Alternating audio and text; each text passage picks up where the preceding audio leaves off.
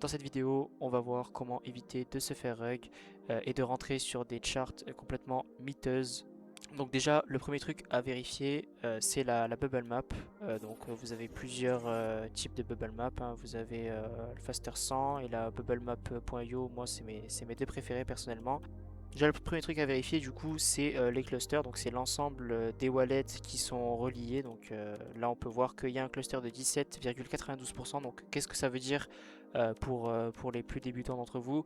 C'est tout simplement qu'il y a une seule et même personne qui détient environ 18% de la supply.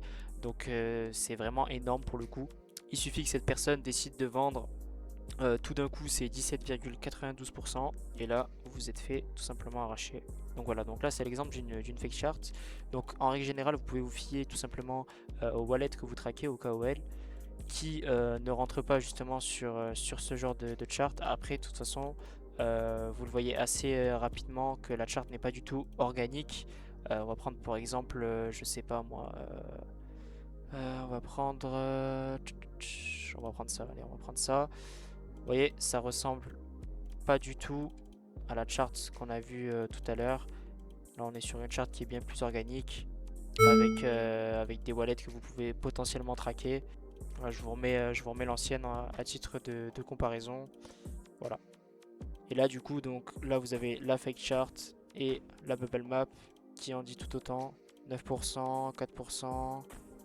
Après, le reste, c'est pas trop grave. Ouais, 4. 4, 4 et 9%. Donc là, c'est quand même assez énervé. Et ensuite, pour ceux qui sont que focus sur les new pairs, il est possible aussi de vous faire avoir dans les new pairs, évidemment, avec par exemple du volume bot sur des faibles market cap. Exemple, un token qui vient de sortir. Voilà, par exemple, sur ce genre de coin.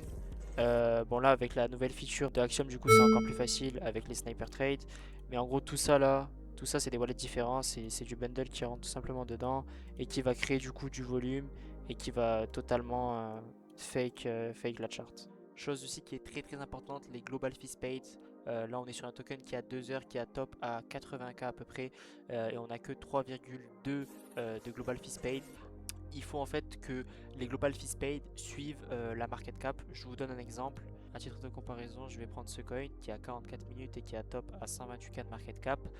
Donc comme vous pouvez le voir juste ici, il a 48 sols de payés, donc de global fees paid.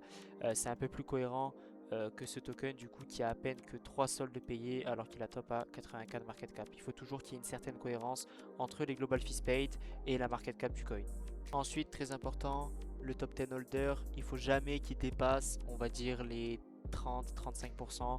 À partir de 40%, ça commence vraiment à devenir très dangereux. Voilà, ça aussi, ce genre de choses, ça a évité les inside flags dans les holders.